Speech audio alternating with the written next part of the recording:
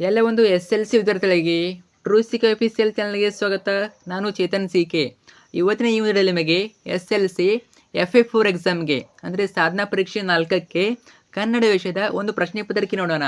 ಈ ಒಂದು question paper ನಿಮ್ಮ ಒಂದು ಎಕ್ಸಾಮ್ಗೆ FA4 ಎಕ್ಸಾಮ್ಗೆ ತುಂಬಾ ಹೆಲ್ಪ್ಫುಲ್ಲು. ಅರ್ಥ ಆಯ್ತಾ? FA4 ಎಕ್ಸಾಮ್ಗೆ ತುಂಬಾ ಯೂಸ್ ಆಗ್ತದೆ. ಕೆಲವೊಂದು ಕ್ವಶನ್ ರಿಪೀಟ್ ಆಗ್ತವೆ, ಜೊತೆಗೆ ಪ್ಯಾಟರ್ನ್ ಕೂಡ ಸೇಮ್ ಇರ್ತದೆ.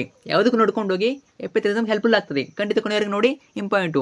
ಸೊ ಬನ್ನಿ ಇವತ್ತಿನ ಈ ಒಂದು ವಿಡಿಯೋನ ಶುರು ಮಾಡೋಣ. ಅದಕ್ಕೆ ಮುಂಚೆ ಯಾರೆಲ್ಲ ಫಸ್ಟ್ ಟೈಮ್ ನಮ್ಮ ಒಂದು ಚಾನಲ್ ನೋಡ್ತಾ ಇದ್ದಾರಾ ಅಥವಾ ಚಾನಲ್ ಬೇಕಾರು ಸಬ್ಸ್ಕ್ರೈಬ್ ಮಾಡ್ಕೊಳ್ಳಿ, ತಪ್ಪದೆಲ್ಲ ಚಾನಲ್ನ ಸಬ್ಸ್ಕ್ರೈಬ್ ಮಾಡ್ಕೊಳ್ಳಿ.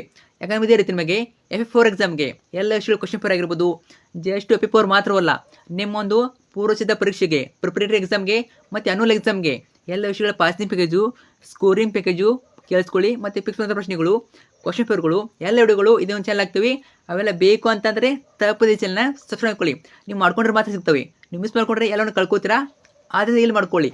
ಮಾಡಿದ್ರ ಜೊತೆಗೆ ವಿಡಿಯೋನ ಲೈಕ್ ಇಟ್ಟು ಫ್ರೆಂಡ್ಸಿಗೆ ಶೇರ್ ಮಾಡಿ. ಖಂಡಿತ ಒಬ್ಬರವರು ಶೇರ್ ಮಾಡಿ, ಅವರು ಕೂಡ ಹೆಲ್ಪ್ ಮಾಡಿ. ಮಾಡ್ತಿರಲ್ಲ? ಓಕೆ, ಬನ್ನಿ ಇವತ್ತಿನ ಈ ಒಂದು ವಿಡಿಯೋನ ಶುರು ಮಾಡೋಣ. ಈಗಲೇ ಚಾನಲ್ ನಿಮಗೆ ಬೋರ್ಡ್ರು ಬಿಟ್ಟರು ಅಂತ 4 ಮಾರ್ಕ್ಸ್ ಬಿಟ್ಟಿದಾರಲ್ವಾ, ಅವೆಲ್ಲ ಕೀನ್ಸ್ ಹಾಕ್ತಾಯಿದ್ದೀನಿ. ಹಾಕ್ತಾಯಿದ್ದೀನಿ, ಅವನಿಗೂ ನೋಡ್ಕೊಳ್ಳಿ, ಹೆಲ್ಪ್ ಆಗ್ತವೆ ಎಕ್ಸಾಮ್ಗೆ. ಸೊ ಇಂಪಾರ್ಟೆಂಟು ನೋಡ್ಕೊಳ್ಳಿ. ಈಗ ಅಲ್ಲಿ ಪ್ಲೇಸ್ ಮಾಡಿದ್ದೀನಿ ಒಂದು SLC ಮಹಾಲಕ್ಷ್ಮೀ ಕೀ ಆನ್ಸರ್ 2020-26 ಅಂತ ಒಂದು ಪ್ಲೇಸ್ ಮಾಡಿದ್ದೀನಿ. ಅಲ್ಲಿ ವಿಸಿಟ್ ಮಾಡಿದ್ರೆ ನಿಮಗೆ ಎಲ್ಲ ವಿಷಯಗಳ ಮಹಾಲಕ್ಷ್ಮೀ ಕೀನ್ಸ್ ಸಿಗ್ತವೆ. ಸೊ ಇದೇ ವರ್ಷದ ಹಾಕಿದ್ದೀನಿ, ನೋಡ್ಕೊಳ್ಳಿ. ಇನ್ನೂ ನೋಡಿಲ್ಲ, ನೋಡ್ಕೊಳ್ಳಿ. ಓಕೆ, ನೋಡ್ತಾ ಹೋಗೋಣ. ಈಗ ಅಲ್ಲಿ ನಿಮಗೆ FA4 ಕೂಡ ಹಾಕ್ತೀನಿ, ಕನ್ನಡ ಇಂಗ್ಲೀಷ್ ಎಲ್ಲ ಕೂಡ ಹಾಕ್ತೀನಿ. ಸ್ವಲ್ಪ ವೇಟ್ ಮಾಡಿ. ಅರ್ಥ ಆಯ್ತಾ? ನೋಡ್ತಾ ಹೋಗೋಣ. ಈ ವಿಡಿಯೋದಲ್ಲಿ ನಿಮಗೆ ಜಸ್ಟ್ ಒಂದು ಕ್ವಶನ್ ಪೇಪರ್ ಕೊಡ್ತೀನಿ. ಈ ವಿಡಿಯೋದಲ್ಲಿ ಕನ್ನಡ ಮೇಲೆ ಒಂದು ಕ್ವಶನ್ ಪೇಪರ್ ಕೊಡ್ತೀನಿ. ನೆಕ್ಸ್ಟ್ ವಿಡಿಯೋದಲ್ಲಿ ಇನ್ನೊಂದು ಕ್ವಶನ್ ಪೇಪರ್ ವಿತ್ ಆನ್ಸರ್ ಕೊಡ್ತೀನಿ. ಅರ್ಥ ಆಯ್ತಾ? ಇವಾಗ ಜಸ್ಟ್ ಕ್ವಶನ್ ಪೇಪರ್ ನೋಡ್ತಾ ಹೋಗೋಣ. ನೆಕ್ಸ್ಟ್ ವಿಡಿಯೋದಲ್ಲಿ ನಿಮಗೆ ಮತ್ತೊಂದು ಕ್ವಶನ್ ಪೇಪರ್ ವಿತ್ ಆನ್ಸರ್ ಕೊಡ್ತೀನಿ. ಮೊದಲಾಗಿ 4ನೇ ಸಾಧನಾ ಪರೀಕ್ಷೆ FA4 ಎಕ್ಸಾಮು 10ನೇ ತರಗತಿ ಪ್ರಥಮ ಭಾಷೆ ಕನ್ನಡ. ಸ್ವಲ್ಪ ಫಾಸ್ಟ್ ಆಗ್ತದೆ, ಸ್ವಲ್ಪ ನೀವು ವಿಡಿಯೋನ ಪಾಸ್ ಮಾಡಿ ಕ್ವಶನ್ ಓದ್ಕೋಬೇಕು. ಅರ್ಥ ಆಯ್ತಾ? ಸಮಯ 40 ನಿಮಿಷ, ಗರಿಷ್ಠ ಅಂಕಗಳು 20. 1ನೇ ಮೇನಲ್ಲಿ ಫಸ್ಟ್ ಮೇನು ಕೊಟ್ಟಿರುವ ಪ್ರಶ್ನೆಗೆ ನೀಡಲಾಗಿರುವ ಆಯ್ಕೆಗಳಲ್ಲಿ ಸೂಕ್ತ ಉತ್ತರ ಆರಿಸಿ ಕ್ಷಮಾಶನದೊಡನೆ ಬರೆಯಿರಿ. 2 ಇರ್ತವೆ, ಮಲ್ಟಿಪಲ್ ಚಾಯ್ಸಸ್ಸು 2 ಇರ್ತವೆ. ಪ್ರಶ್ನೆಗೆ 1, ಜುಳು ಪದವು ಈ ವ್ಯಾಕರಣಕ್ಕೆ ಉದಾಹರಣೆಗಿದೆ ಅಥವಾ ಸೇರಿದ ಕೇಳ್ತಾರೆ. ಉದಾಹರಣೆಗಿದೆ ಅಥವಾ ಸೇರಿದ ಕೇಳ್ತಾರೆ. ಜುಳು ಪದವು ಈ ವ್ಯಾಕರಣಾಂಶಕ್ಕೆ ಸೇರಿದೆ. ಯಾವುದಾಗ್ತದೆ? ಆಪ್ಷನ್ ಅ ಜೋಡು ನೋಡಿ, ಆ ಅನುಕರಣವ್ಯಯ, ಈ ದ್ವಿರುಕ್ತಿ, ಈ ಭಾವಸೂಚಕವ್ಯಯ. ಕಮೆಂಟ್ ಮಾಡಿ. ನಿಮಗೆ ಆನ್ಸರ್ ಗೊತ್ತಿದ್ದರೆ ಕಮೆಂಟ್ ಮಾಡಿ. ನೋಡೋಣ ಎಷ್ಟು ಜನ ಸರಿಯಾದ ಉತ್ತರ ಕಮೆಂಟ್ ಮಾಡ್ತಾರಂತ ಕಮೆಂಟ್ ಮಾಡಿ. ಇನ್ನು ಪ್ರಶ್ನೆಗೆ 2, ಪ್ರತಿತಂತ ಭಾವನಾಮಕ್ಕೆ ಉದಾಹರಣೆ. ಬಳೆಗಾರ, ಆ ಕನ್ನಡಿಗ, ಈ ಜಾನತನ, ಈ ಹಾವಾಡಿಗ. ಇದನ್ನು ಕೂಡ ಕಮೆಂಟ್ ಮಾಡಿ. ಯಾವುದು ಸರಿಯಾದ ಉತ್ತರ ಕಮೆಂಟ್ ಮಾಡಿ. ಸೊ ಜಸ್ಟ್ ಆಪ್ಷನ್ ಕಮೆಂಟ್ ಮಾಡಿ. ನ, ಆ, ನ, ಏನಂತ ಕಮೆಂಟ್ ಮಾಡಿ. ನಂತರ 2ನೇ ಮೇನು ಮೊದಲೆರಡು ಪದಗಳಿರುವ ಸಂಬಂಧಂತೆ 3ನೇ ಪದಕ್ಕೆ ಸರಿ ಸಂಬಂಧ ಹೊಂದುವ ಪದಗಳನ್ನು ಬರೆಯಿರಿ. 3ನೇ ಪ್ರಶ್ನೆ, ಮೃತ್ಪಾತ್ರ ಅನ್ನೋದು ಮನ್ನಿ ಪಾತ್ರೆ ಆದರೆ ಅಳವು ಅನ್ನೋದು ಏನಾಗ್ತದೆ? ಸೊ ಇವು 3 ಪ್ರಶ್ನೆ ಕಮೆಂಟ್ ಮಾಡಿ. 1, 2, 3. ನೋಡೋಣ 3ಕ್ಕೆ ಯಾರು ಸರಿಯಾದ ಉತ್ತರ ಕಮೆಂಟ್ ಆಗ್ತಾರಂತ ಕಮೆಂಟ್ ಮಾಡಿ. ಸಾಧ್ಯ ಆದರೆ ಗ್ರೂಪಲ್ಲಿ ಆನ್ಸರ್ ಹಾಕಿರ್ತೀವಿ, ನೋಡ್ಕೊಳ್ಳಿ. ಕಂಪ್ಲೀಟ್ ಆನ್ಸರ್ ಹಾಕಿರ್ತೀವಿ. ಯಾವ ಗ್ರೂಪು? ನಮ್ಮದು ವಾಟ್ಸಪ್ ಚಾನಲ್ ಅಂತೆ, ಟೆಲಿಗ್ರಾಮ್ ಗ್ರೂಪು, ಅಲ್ಲಿ ಹಾಕ್ತೀವಿ, ಅಲ್ಲಿ ನೋಡ್ಕೋಬೋದು. ಅಥವಾ ನೆಕ್ಸ್ಟ್ ವಿಡಿಯೋದಲ್ಲಿ ನಿಮಗೆ ಮತ್ತೊಂದು ಕ್ವಶನ್ ಹೇಳ್ತೀನಿ, ಕಂಪ್ಲೀಟ್ ಆನ್ಸರ್ ಹೇಳ್ತೀನಿ. ನೆಕ್ಸ್ಟು ಈ ಮೇನ್ ಬರ್ತದೆ. ಕೆಳಗಿನ ಪ್ರಶ್ನೆಗಳಿಗೆ ಒಂದೊಂದು ವಾಕ್ಯ ತರಿಸಿ. ಒಂದೊಂದು ಪ್ರಶ್ನೆಗಳು 2 ಇರ್ತವೆ. ಅರ್ಥ ಆಯ್ತಾ? 4ನೇ ಪ್ರಶ್ನೆ, ಬಿಲ್ ಹಬ್ಬ ಕೃತಿಯನ್ನು ರಚಿಸಿದ ಕವಿ ಯಾರು? ನೋಡಿ, ಕವಿಗಳ ಕೃತಿಗಳಿಗೂ ಇಂಪಾರ್ಟೆಂಟು. ಯಾವ ಕವಿ ಯಾವ ಕೃತಿಯನ್ನು ಬರೆದರೆ ನೋಡ್ಕೊಳ್ಳಿ. ಅಲ್ಲಿ 1 ಮಾರ್ಕ್ಸಿಗೆ ಕೇಳ್ತಾ ಅನಿಸುತ್ತದೆ. ಇನ್ನು ಪ್ರಶ್ನೆ 5, ಗುರುವಾನಿ ಯಾರಿಗೆ ಹೊರೆ ಅನಿಸುತ್ತದೆ? ಗುರುವಾನಿ ಯಾರಿಗೆ ಹೊರೆ ಅನಿಸುತ್ತದೆ? ಇವೆಲ್ಲ ಕ್ವಶನ್ ಇಂಪಾರ್ಟೆಂಟು. FA4 ಬರ್ತವೆ. ನಿಮ್ಮ ಎಕ್ಸಾಮ್ ಕೂಡ ರಿಪೀಟ್ ಆಗ್ಬೋದು, ಆಗಲ್ಲ ಅಂತ ಹೇಳೋಕ್ಕಾಗಲ್ಲ, ರಿಪೀಟ್ ಆಗ್ತವೆ ಕ್ವಶನ್ಗಳು. ಅವನೇ ಕ್ವಶನ್ ಕೇಳ್ತಾರೆ, ಸ್ವಲ್ಪ ಬೇರೆ ರೀತಿ ಕೇಳ್ತಾರೆ ಅಷ್ಟೇ. ಅರ್ಥ ಆಯ್ತಾ? ನೋಡ್ಕೊಳ್ಳಿ ಚೆನ್ನಾಗಿ. ರಿಪೀಟ್ ಆಗಲ್ಲ ಅಂತ ಹೇಳೋಕ್ಕಾಗಲ್ಲ, ರಿಪೀಟ್ ಕೂಡ ಆಗ್ತವೆ, ಆಗದೇನೂ ಇರ್ಬೋದು.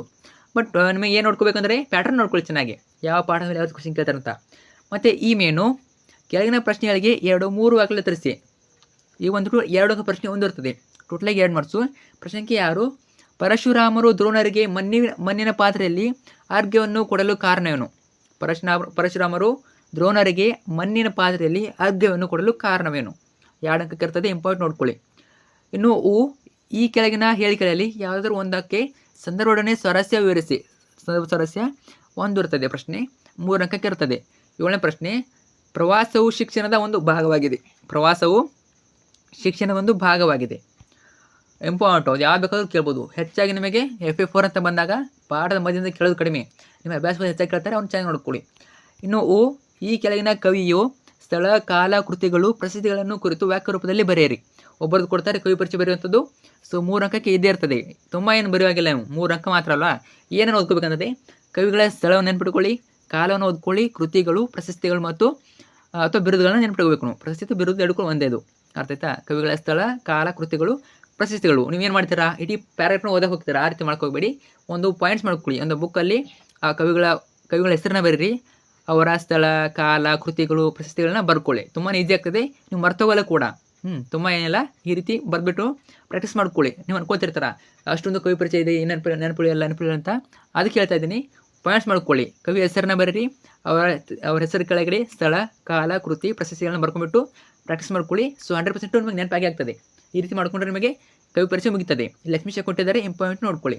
ಇನ್ನೂರು, ಈ ಕೆಳಗಿನ ವಾಕ್ಯದಲ್ಲಿರುವ ಅಲಂಕಾರನ ಗುರುತಿಸಿ ಸಮನ್ವಯಗೊಳಿಸಿ ಬರೆಯಿರಿ. ಅಲಂಕಾರ 3 ಅಂಕಕ್ಕೆ ಇರ್ತದೆ. ನೋಡ್ತಾ ಹೋಗಿ ಯಾವ್ದು ಗೊತ್ತಿರ್ತಾರ, ಇಂಪಾಯಿಂಟ್ ಇದು. 9ನೇ ಪ್ರಶ್ನೆ, ಒಳಗಿನ ಮಂದಿ ಗುಂಡು ಹೊಡೆದರು ಮುಂಗಾರಿ ಸಿಡಿಲಾಂಗ. ಅಥವಾ ಆಪ್ಷನ್ ಕೊಡ್ಬೋದು, ಕೊಡದೇನೂ ಇರ್ಬೋದು. ಹೆಚ್ಚಾಗಿ ಕೊಡ್ತಾರೆ, ನೋಡ್ಕೊಳ್ಳಿ. ಆತನು ಪರೀಕ್ಷೆಯಲ್ಲಿ ಪ್ರಥಮ ಸ್ಥಾನ ಪಡೆದು ಉತ್ತೀರ್ಣನಾದನು. ಬುದ್ಧಿವಂತರಾದ ಮಕ್ಕಳಿಗೆ ಪರೀಕ್ಷೆಯೊಂದು ಲೆಕ್ಕವೇ. ಈ ಪ್ರಶ್ನೆ ಕೇಳಿದ್ದಾರೆ, ನೋಡ್ಕೊಳ್ಳಿ. ಓಕೆ, ಇದು ಬಂದ್ಬಿಟ್ಟು ಪ್ರಶ್ನೆ, 3 ಅಂಕದ ಪ್ರಶ್ನೆ. ಅಲಂಕಾರ ಗುರುತಿಸಿ ಸಮನ್ವಯಿಸಿ ಬರೀಬೇಕು. ನೆಕ್ಸ್ಟು ಎ ಮೇನು, ಈ ಕೆಳಗಿನ ಪ್ರಶ್ನೆಗಳಿಗೆ ಒಂದಕ್ಕೆ 8-10 ವಾಕ್ಯಗಳಲ್ಲಿ ತರಿಸಿ. ಈಗ ಬಂದ್ಬಿಟ್ಟು 4ನೇ ಪ್ರಶ್ನೆ ಒಂದಿರ್ತದೆ. ಟೋಟಲಾಗಿ 4 ಮಾರ್ಕ್ಸು. 10ನೇ ಪ್ರಶ್ನೆ, ಸಪ್ತವ್ಯಸನಿಗಳಾಗಿದ್ದ ಅಗ್ನಿಭೂತಿ ಮತ್ತು ವಾಯುಭೂತಿಯರು ಪಂಡಿತರಾದುದು ಹೇಗೆ? ಅಥವಾ ಕ್ವಶನ್ನು, ಸೂರ್ಯಮಿತ್ರನು ತಮ್ಮ ಮಾವನೆಂದು ತಿಳಿದಾಗ ಅಗ್ನಿಭೂತಿ ಮತ್ತು ವಾಯುಭೂತಿಯಲ್ಲಿ ಮೂಡಿದ ಭಾವನೆಗಳನ್ನು ವಿವರಿಸ್ತೀನಿ. ನೋಡಿ, ಅಗ್ನಿಭೂತಿ ಮತ್ತು ವಾಯುಭೂತಿ ಅಧ್ಯಯನದಿಂದ ಇವೆರಡು ಕ್ವಶನ್ ಇಂಪಾರ್ಟೆಂಟು. ಯಾರು ಒಂದು ಬರ್ಬೋದು ನಿಮ್ಮ ಫೋರ್ ಎಕ್ಸಾಮ್ಗೆ ಬರ್ಬೋದು, ಇಂಪಾರ್ಟೆಂಟ್ ನೋಡ್ಕೊಳ್ಳಿ. ಸೊ ಓಕೆ, ಸೊ ಇಷ್ಟು ಈ ಒಂದು ಪ್ರಶ್ನೆ ಪತ್ರಿಕೆ. ಎಲ್ಲ ಚಾನಲ್ ನಿಮಗೆ ಕನ್ನಡ, ಇಂಗ್ಲೀಷ್ ಎಲ್ಲ ಕೂಡ ಇರ್ತವೆ, ಅವ್ನು ಕೂಡ ನೋಡ್ಕೊಳ್ಳಿ. ಸೊ ಡೋಂಟ್ ವರಿ, ಇನ್ನೊಂದು ಕ್ವಶನ್ ಪೇಪರ್ ಹಾಕ್ತೀನಿ ನಿಮಗೆ. ಕನ್ನಡ ಮೇಲೆ ಇನ್ನೊಂದು ಹಾಕ್ತೀನಿ, ಇದು 1ನೇ ಪ್ರಶ್ನೆ ಪತ್ರಕ್ಕೆ ಇನ್ನೊಂದು ಹಾಕ್ತೀನಿ. ಅಲ್ಲಿ ಎಕ್ಸಾಕ್ಟ್ ನಿಮಗೆ ಕ್ವಶನ್ ಪೇಪರ್ ಆನ್ಸರ್ ಕೊಡ್ತೀನಿ, ಅವಾಗ ಅರ್ಥ ಆಗ್ತದೆ ನಿಮಗೆ. ಅಲ್ಲಿ ಹೇಳ್ತೀನಿ ನಿಮಗೆ ಯಾವ ರೀತಿ ಪ್ಯಾಟರ್ನ್ ಕೊಡ್ತಾರೆ, ಏನು ಕೊಡ್ತಾರೆ, ಕ್ವಶನ್ಗಳು ಯಾವ ಇಂಪಾರ್ಟೆಂಟು ಅಂತ.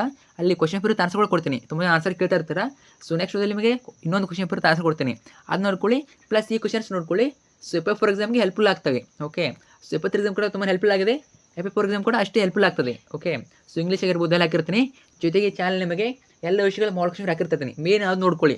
ಮಾಡಲ್ ಕ್ವಶನ್ ಪೇಪರ್ ಇಂಪಾರ್ಟೆಂಟು. ಅದೇ ಬೇಸ್ ಮೇಲೆ ನಿಮ್ಮೊಂದು annual exam question paper set ಮಾಡ್ತಾರೆ. ಸೊ ಅದಕ್ಕೆ ಹೇಳ್ತಾ ಇರ್ತೀನಿ, ಅವ್ನು ಕೂಡ ಚಾನಲ್ ನೋಡ್ಕೊಳ್ಳಿ. ಚಾನಲ್ ಹಾಕಿರ್ತೀನಿ, ಅವ್ನು ಕೂಡ ನೋಡ್ಕೊಳ್ಳಿ. ಸೊ ಫ್ರೆಂಡ್ಸ್, ಕಡ್ಡಾಯವಾಗಿ ಶೇರ್ ಮಾಡಿ, ಖಂಡಿತ ಒಬ್ಬರವರು ಶೇರ್ ಮಾಡಿ.